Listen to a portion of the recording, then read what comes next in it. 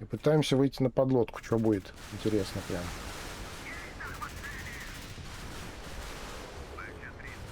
Так, вертолеты отработали, я так понимаю, да? А! Хорошо. И все на остров. А нет, не все. Паскудство, а? Нехороший человек, редиска. Да блин, кнопки путаются в руках. То есть руки в кнопках. Короче, путаюсь я. Отстаньте.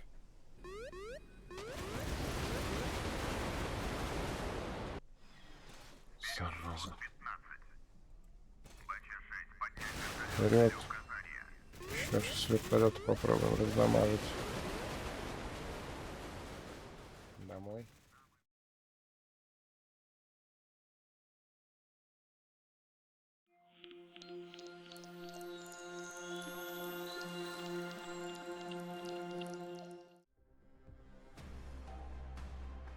Приветствую, дамы и господа. Мы продолжаем играть в Modern Warships, и сегодня у нас в гостях один из самых странных, наверное, неоднозначных кораблей в игре. Это БР Бахи, оно же G40. Кораблик этот продается в магазине. Я сейчас даже не знаю, он продается за доллары или за золото. Я его покупал за золото, по-моему. Это штурмовой десантный корабль. Очень нелепый, очень странный. Внешний вид это просто, я не знаю, какой-то кошмар. Я не знаю, кто додумался сделать такой корабль.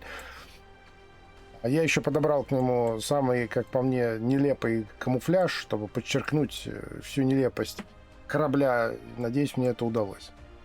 Но мы сегодня поговорим не об этом. Мы поговорим о его возможностях, способностях. И начнем мы, как уже принято, с тактико-технических характеристик. Поехали. Прочность 494 тысячи, почти 500, ну, по сути, почти как у крейсера. Скорость 25,8 узлов, на самом деле скорость у него 24 узла. На поворотах, если хорошо так резко заложить, падает до 23. Маневренность 9,8 отлично поворачивает, вопросов вообще никаких не возникает. Радиус обзора 10,8, заметность с воздуха 4,68, заметность поверхности 4,25, заметность глубины 3,12, разведданные 3 секунды. Штраф при движении 11,5, время обслуживания секунд 10, это имеется в виду всякие его там аппараты, которые он может запускать, в зависимости от того, что вы в него воткнете. Так, переходим к вооружениям. Итак, по вооружениям у нас следующая картина. У нас есть один встроенный ракетный слот. Не так давно ему апнули это все дело. Встроенный ракетный слот, встроенный гранатометный слот, двойной торпедный слот. Имеются два вертолетных слота. Здесь немножко поподробнее. Если на 071 имеется один двойной слот, то есть вы втыкаете туда один вертолет, но у вас будут взлетать два, то здесь у вас схема как на Русиче. То есть у вас два отдельных слота, в каждый из которых нужно запихнуть свой вертолет. Здесь вот я для наглядности засунул разные совершенно вертолеты. Но если у вас два одинаковых, вы можете воткнуть и в один слот, а такой вот вертолет, допустим, там тот же Black Host, и во второй вы можете сунуть второй Black Host. Смысл в том, что вы выбираете один вертолет, поднимаете его в воздух и им работаете там. Потом он, допустим, у вас там у него БК закончился, или его сбили, или он сильно битый, вы отправляете его обратно на корабль. Вы можете переключиться на второй, поднять его в воздух и уже работать вторым. Так это работает здесь. То есть схема точь-в-точь, как на Русиче. Далее, ПВО у нас все залоченное. Какие-то тут 3082 компакт автопушки. Ну, эти автопушки, они, конечно, такой себе воздух плюс поверхность. По кораблям они наносят примерно... не наносят, а вот по самолетам, по ракетам что-то пытаются стрелять. Ну, известны уже Синбады, 6 штук. Это ракетное ПВО. И больше у нас не имеется ничего. Имеется один слот под дрон. И вот все. Все, что есть. Самое примечательное, это, конечно, двойной слот. Два одинарных слота под вертолеты. Вот так будет правильно. Так. Смотрим по расходникам. Что у нас в расходниках имеется? Стандартные ремки, ловушки для ракет, резерв боеприпасов и дымы. 4 штуки дымов у этого корабля есть. Как бы имбовый расходник, как говорит Алекс, но как бы забывая добавить, что надо уметь им пользоваться. Вот такая картина у нас по тактико-техническим характеристикам данного плавающего предмета. Давайте тогда уже прыгнем резко в бои, посмотрим, что там эта штуковина делает, и потом уже, как обычно, подведем итоги. Поехали.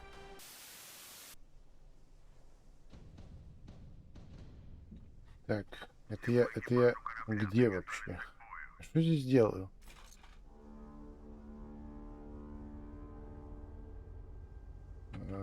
Так, ты пошел вон, ты залетай, потому что курятников нет. Зато есть Зунвальд, Флетчер и 2 Чебаненковых. А еще у них есть Зевс.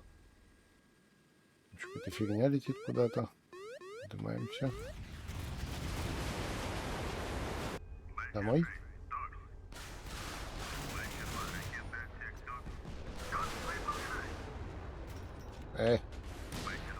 Блин, нафиг с своими ракетами.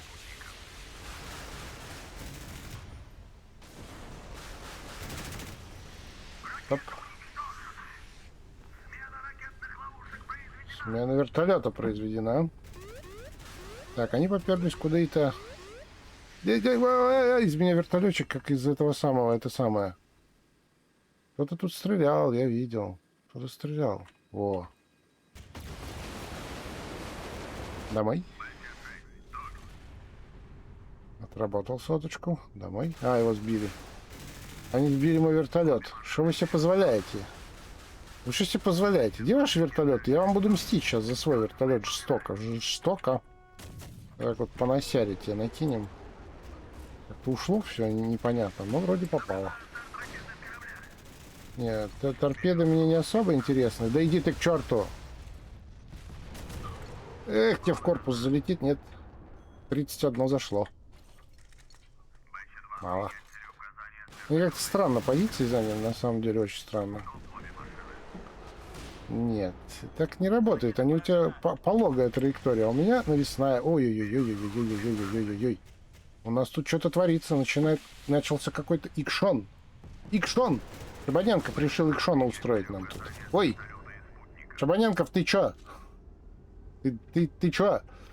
Так, идем уже ближе тогда, выходим. Нет, не выходим. Идем помедленнее и сначала проработаем все вертолетами по возможности. У меня их дофига, чем мне их экономить, тем более, что у них уже -2. То есть можно домашку заносить яростно. О, привет, Зюс! У тебя вообще нет ПВО! Какой ужас! Домой? А я куда поехал? Не туда. Тихо. Путаюсь в кнопках. Ненавижу рояли. Вперед! Вперед, вперед, вперед, вперед! Что там? Он уже кто-то поддерживает меня яростно. Надо поддержать того, кто меня поддерживает. Домой? Где? Куда я плыву вообще? Вперед! Вперед, вперед, вперед! Выходим в ближний уже смело. Не очень смело. Мне это не нравится. Так, они там пачечки стоят. Я думаю, рано еще. Надо бы попробовать все-таки вертолетом. Вертолетом залететь и вот такое что-нибудь сотворить. Домой. И все, у них остался один корабль, а я стою поперек. У них один корабль, а я поперек. Почему ты, Вахи, поперек встаешь? Ты глупый траулер. А, у меня там дрон яростно воюет сам по себе. Он что, дрон воюет, ему пофиг. Ты где? О, Флетчер. Домой, домой, домой, домой, домой. А я пока здесь как вырулю, как стрельну сейчас ему. Бам! Привет! Здорово, Флетчер. Думаешь, ты дофига артиллерист? А как тебе такое, Илон Маск? А еще торпеды у меня есть, прикинь. Пиу. Пиу. Вот так вот. Че, думал, большой артиллерист? А я еще больше артиллерист. Что будешь делать? Ну вот, пожалуйста. Корабль подстраивается под ситуацию. Нужны длинные руки, когда там стоит несколько кораблей. Надо их сначала размягчить, как бы, а потом уже дожевывать. Можно работать от вертолетов.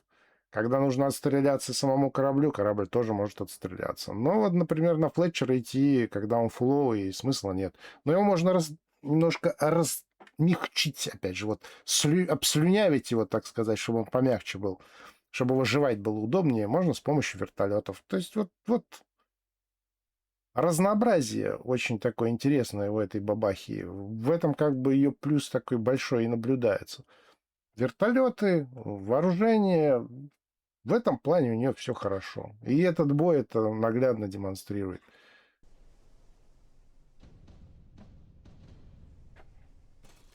Поехали. Так. Так, у них курятник, а нам не надо.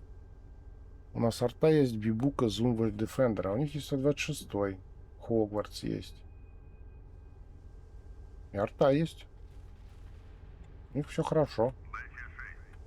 Иными словами, а у нас как-то вот не очень.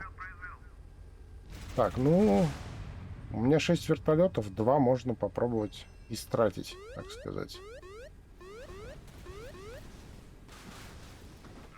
В бухту они не идут, я понял.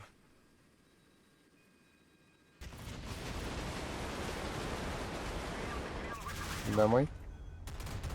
Иди ты нафиг. Что там летает вообще непонятная какая-то фигня. Они через остров, что ли, кидают? Но они уходят в ту сторону, значит, по-хорошему надо уходить больше в эту. То есть, чтобы вот под этими углами вот от островов не подставляться. Может быть, даже можно и бухту пытаться занять. По-быстрому. Потому что они вообще никак не контролят. У них все корабли уперлись куда-то в какую-то задницу. Борюсик у них там какие-то обходные маневры играет.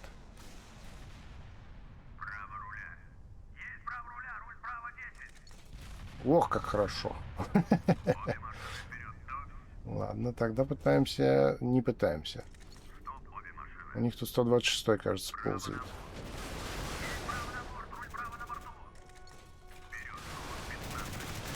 Так, стоять на месте тоже такое себе, но одному куда-то ломиться... Шел отсюда нахрен, блин. Какой тупой, а? Стоп. Я так и думал, что он попытается сбежать.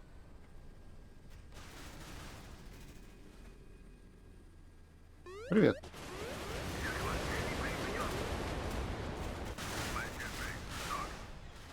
А, он заступить решил. Ну, давай. Давай, дистанция как раз. Как раз, чтобы тупить. О, привет. Этого я отгоню пока. Но пока это все, что я могу сделать.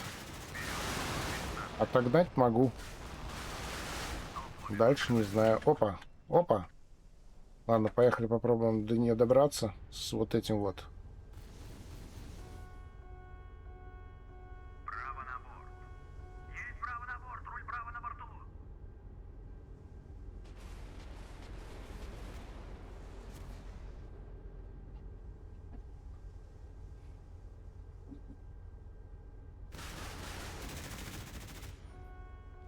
Так, слева.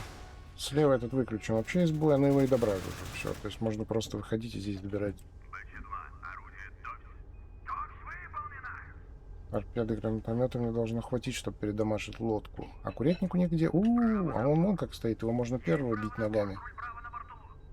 Со всем удовольствием, как говорится. А нет, зачем одну торпеду в берег пустил? Держи. Не обляпайся. Ух ты как, 2,9. Ага, ага, надо ближе подходить.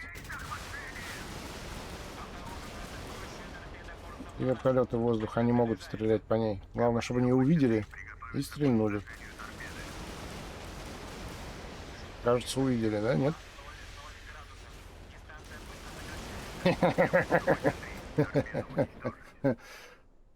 Ну вот. И все.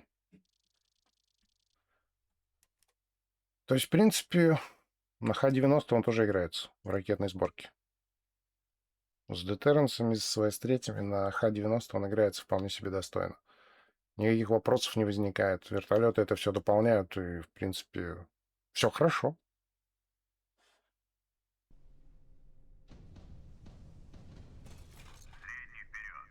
Поехали. Сразу пошел вон. Курятников нет, значит, блин. Курятников нет, значит, все равно за свое. Ну что за дурак тупой? Значит, нужен просвет направо. А у них какой-то линкор ползает. Ямато, Нингба. Смотри-ка, интересно. Да. Домой.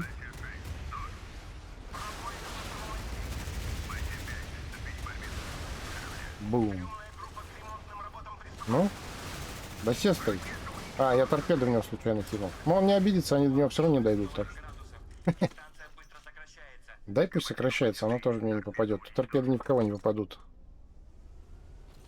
Так, тут домашняя окрошка что-то ползает.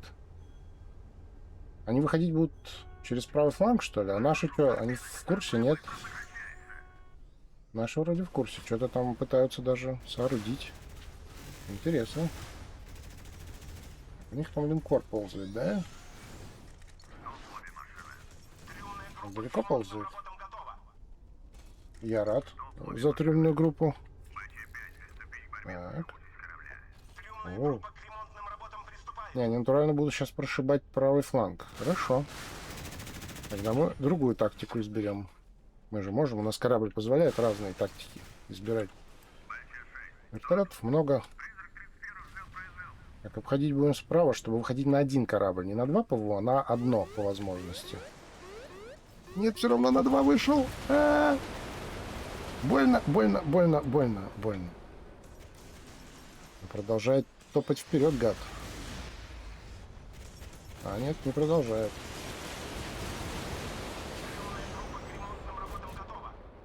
Все, давай домой, а то еще помрешь, что доброго. Знаю я вас. Так, они захотят его добрать, они захотят его добрать. Не-не-не, они хотят его вертолетом добрать. Так, а мое ПВО не справляется. Ну, оно ни с чем не справляется, в принципе. Тут ПВО вообще никак и нигде ни с чем не справляется. Бым! Здравствуй, как дела? Хорошо все? А ты взлетай, полетели, еще с ним пообщаемся. Он один сейчас, второго ПВО нет. Так что можем полететь и пообщаться. Нет, второй ПВО есть. Минус. Вот так вот. Поехали. Ускорялки, к сожалению, нет. Она бы ему пригодилась. Там вроде не то чтобы совсем тормоз, но... Куда ты лезешь? У тебя ХП нет. У тебя ХП нет. А ты лезешь. Давай я вылезу и как дам ему сейчас больно. Вот так вот ему прям и... Этого он не хочет. Ой-ой-ой, там кошка куда-то ломанулась тоже вперед. Давай я танкану, так и быть. И бым. Забрал. Взлетай. А там Ямато. Привет. А, Ямато пуляет моего бота. Дрона. Давай. Яматович, лови. Прямо в корму в свою жирную, блин. Попал, нет? Даже не понял. Яматович, сюда иди, говорю. Полетели. Яматовичу. Будем дружить с Яматовичем. Чё? С Яматовичем можно дружить, он такой. Простой деревенский парень. Домой. Бым. Что-то взорвалось. Ну вот. Все как всегда. Смена тактик. Играем так, играем сяк. -2. Еще 2 ассиста. Прям все как надо. Тандугану нашему ставим лайк. Не знаю, где он там был. Вот. Ну, что тут еще добавить? В такой сборке он тоже играется. Есть альфа на лазерных ракетах. У нас есть и гранатометы, которыми можно отрабатывать как ракетами по кораблям, как ракетами по подлодкам. У нас есть торпеды, у нас есть вертолеты, которые дают возможность менять тактику на такой типа недо как бы курятник. Все, что нужно, у нас есть. У нас все в порядке. Кораблик рабочий. Вполне себе. Итак, после просмотренных боев нам остается только подвести итоги по данному агрегату. Когда-то я проходил ранги только на долларовых кораблях с долларовым оборудованием. И в какой-то момент бонусные бои были только у штурмовых кораблей. И вот я на этой штуковине, на долларовых гранатометах, до сих пор мне это во сне снится. В общем, с корабликом я знаком довольно давно, и могу сказать следующее. После апа самого корабля и после апа ракетных, так сказать, вооружений в игре, после ввода Х-90, после ввода детерренсов, ВС-3, да, то есть неотводимых ракет, после ввода такого вертолета, как Speedhawk, этот корабль очень даже серьезно подвзлетел. И на сегодняшний день он представляет из себя вполне себе серьезную боевую единицу. Если раньше, видя Бахию в команде противника, я никогда вообще с ней не считался, я не считал ее вообще за боевую единицу. Ну, есть она там и хрен с ней, ну, просто мишенька плавающая еще одна. Сейчас это уже явно не мишенька. Сейчас эта штуковина может выдать так, что мама не горюй. Огромный выбор геймплея. То есть вы можете играть в недокурятник. Подняли один вертолет, полетели, отработали. Если идет нормально, то есть вертолет вам не сбили, вы перезарядились где-нибудь за препятствием, отработали еще раз. Если что-то пошло не так, вы свой вертолет возвращаете, его сбили, вы поднимаете второй, продолжаете работать. Если вы поставите 2 спидхока на нее, то у вас 6 вертолетов есть. 6 вертолетов. То есть в начальной фазе боя какого-нибудь отбившегося от толпы кораблика, особенно если у него еще дерьмовое ПВО, вы можете там просто располовинить или даже 2/3, может быть, лица ему в конечном итоге оторвать. Во-вторых, геймплей самого корабля. Сборки здесь могут быть ракетные и гибридные. Ракетная сборка — это ракеты в ракетном слоте и ракетные гранатометы типа ВС-3, ну или те же детерренсы в гранатометном слоте. То есть фулл ракетная сборка, рабочая. На больших дистанциях, опять же, быстрый засвет в начале боя, вы можете выдать очень серьезный урон. Гибридная сборка, когда вы ставите гранатомет артиллерийского типа, да, она тоже работает. То есть на тех же PHL 127 тысяч за залп вы можете выдать. Плюс еще можете что-то выдать и ракетами. Соответственно, урона у корабля очень даже так неплохо. Не сказать, что это там ботом или лиром, я не буду с ними сравнивать. Но это явно больше, чем у каких-нибудь там стандартных корабликов. Типа того же там Ушакова и так далее. Более того, этот корабль вполне себе может играться как носитель Х-90. Но тогда вам нужны именно быстрые вертолеты, потому что только в начальной фазе игры вы сможете быстро, четко реализоваться. Детерренсы или ВС-3 плюс Х-90 в начале боя бах-бубух, пол лица кому-то оторвали. Если его еще за вами добьют, или вы сами полетите вертолетом и добьете его, это будет просто великолепно. Далее дрон. Дрон один. Поэтому здесь два варианта. Либо делать как надо, то есть брать дрон камикадзе и пытаться вот эти атаки проводить этим самым дроном, да, занять позицию, взяли вы какого-то дрона, там выскочили из-за угла, бах, бубух, там 200, там 300 тысяч, сколько они вышибают, 250, по-моему, у них средний урон где-то. Вот. Дроны, вертолеты, и только потом уже вы будете корабликом, допустим, вмешиваться в этот бой. То есть вы бережете свои ХП, отрабатываете как такой недокурятник на дронах, на вертолетах и так далее. Если нужно вмешаться, вы можете влезть и кораблем. Вообще ни разу не вопрос. У вас урона, как я уже говорил, достаточно. Второй вариант можно делать как я, то есть через жопу. Берете Икаруса какого-нибудь или еще кого-то, выкидываете его, он там сам по себе плавает, что-то там, не знаю, своими делами занимается, там, совочек ему дайте, ведерко, в песочницу его отправьте и нафиг. Забыли о его существовании. Я так делаю, потому что я не умею играть на дронах. Ну, это надо учиться как бы отдельно, и когда-нибудь я, наверное, даже научусь. Но вот смысл этого корабля именно в том, что есть такие игроки, которые могут переключаться между разными геймплеями постоянно. И вот они, я думаю, смогут из этой штуковины выжать просто максимум. И корабль в их руках прям раскроется окончательно, бесповоротно, как действительно серьезная боевая единица. Что можно сказать по минусам? Во-первых, ПВО. ПВО здесь довольно дряблое. Оно как бы есть, но работает в формате там, в четверг, в субботу там, с 15 до 18. Остальное время оно как будто не работает. То есть оно что-то может избить вдруг внезапно, а может и не сбивать вам весь бой вообще ничего практически. Абсолютно непонятная работа ПВО, тут очень неясно. Второй момент — отсутствие автопушек. То есть защититься от торпед у вас не получится. Все, что вы можете сделать, это передамажить подлодку. Поднять там 2 вертолета, которые способны бить ее. Оба поднимаете в воздух, плюс из гранатометов и торпедами отрабатываете в лодку. Поэтому торпеды у вас всегда должны быть не отвод. Именно поэтому. Так как вражеские торпеды вам отбивать просто нечем. Ну, если только какой-нибудь пьяный боцман выбежит и попытается веслом там от этих торпед отмахиваться, но я не думаю, что из этого получится что-нибудь хорошее. Поэтому ПВО плохое, нет автопушек, нет противоторпедной защиты. Второй недостаток. Ну и, как самое главное, я, наверное, отмечу, что эта штуковина страшная, как чумная крыса. Это хреновина, я не знаю, это просто рыболовецкий траулер, натурально. Это никак не боевой корабль. На нее смотреть без слез невозможно. Кто додумался такое вообще сотворить? Это ужас. Посмотрите на лидера какого-нибудь, или на шквала, какие благородные эти линии, все острый нос, все такое изящное, прям скорость видна вот в каждом пикселе, так сказать. А это что такое?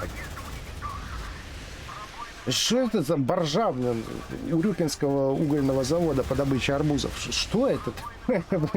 Кто это придумал? Я считаю, это главным и абсолютно неприемлемым недостатком. А в остальном, как бы, ну, если мы посмотрим на достоинства и недостатки, то я думаю, что достоинства, конечно, перекрывают все недостатки, даже последний и самый главный. Ну и, конечно, нельзя не отметить, что в рамках нашей игры для того, чтобы хорошо упаковать этот аппарат, вам понадобится либо очень много времени, либо понадобится вкладывать какие-то денежки, потому что из магазина ее упаковать получится разве что торпедами, ну и какими-нибудь блэк-хостами, ну и, может, ракетками. Да, то есть, если вы хотите использовать ее на лазерах, она работает на лазерах, то вам нужны YJ-ки 19. Они хорошо проходят ПВО и, в принципе, на тройном слоте работают отлично. Если вы захотите гибридную сборку, вам нужны гранатометы типа ТРГ или PHL. Да, сейчас есть бесплатный гранатомет в ивенте, но это ДПМ. Да, сейчас превалирует альфа в игре. Потому что если вам выдают сразу на пол лица, а вы начинаете его ковырять, пусть и быстро ковырять, вы не успеете. Он вам выдаст еще раз, и вы закончитесь. Вот. Поэтому на упаковку данной машины понадобятся средства. С этим надо считаться. То есть это не тот корабль, который бы я рекомендовал взять первым на третьем тире. На третьем тире первым все еще остается Ушаков. Его можно практически из магазина упаковать. Ну, гранатометы нужны. Но гранатомет у него вспомогательный, и ему вполне хватит этих, которые сейчас РБУ 1200, которые дают на ивенте Первого Владыки. Опять же, новичкам всем, еще раз говорю, идите, проходите этот чертов ивент. Гранатометы в нашей игре — это беда. Их нет. Нормально. Сейчас вам дают бесплатный, хоть какой-то, но дают. Он рабочий. Это все, что о нем хорошего можно сказать, что он рабочий. Идите и берите его. Вот, но если упаковывать этот корабль, да, здесь нужно что-то посерьезнее. Но опять же, есть выход через ВС-3.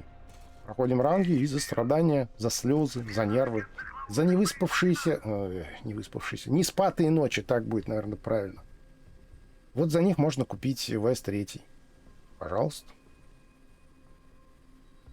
Но, в общем и целом, кораблик не для новичков, да, потому что упаковывать его нужно серьезно, чтобы его потом серьезно можно было использовать. Вот такой у нас сегодня гость, неоднозначный, непонятный, но все же на сегодняшний день, я считаю, достаточно мощный агрегат под названием Бахия.